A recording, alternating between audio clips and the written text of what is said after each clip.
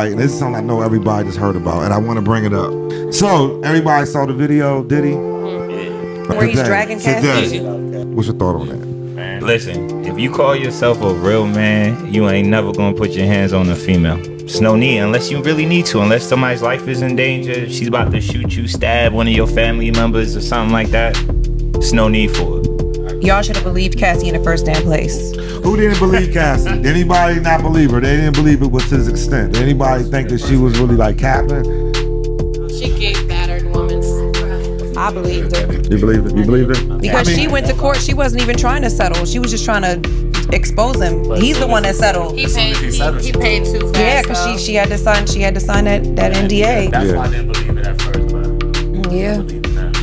Did anybody think Diddy was that bad though? Did anybody really think that he was like, he whipped her butt though? I mean, let's keep it real. He kicked her on the ground. He didn't just. This one I knew was bad. I knew it was bad when she got the bread and she still was trying to leak information. I was like, oh yeah. She worked her.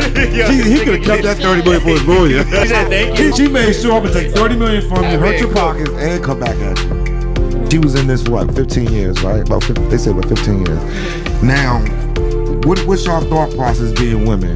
If a man was treating you the way we saw in that video, what would make you stay for 15 years? He groomed her. She was young. So you think mentally she was just messed up in the head? Being a victim of narcissistic abuse. Why do you think she stayed so long dealing with that abuse? Do you think it had nothing to play with the money? I'm just asking as women on the actual panel. It wasn't just the benefits, because unless you were in an abusive relationship before, you'll never really understand. But a lot of times you get in abusive relationships and you start to depend on that abuser, and especially when you're real young, you're very vulnerable, you're very gullible. It's hard to leave. I've been in relationships like that, and motherfuckers like, what the fuck is you still doing with him? In my mind, I'm like, oh, eventually he'll change. And especially like if you grew up in a household where something happened like that, trauma, where you being abused or something like that, you believe that a person can change, and you hope and pray that will happen. And then also, every day is not bad. You got your good days too.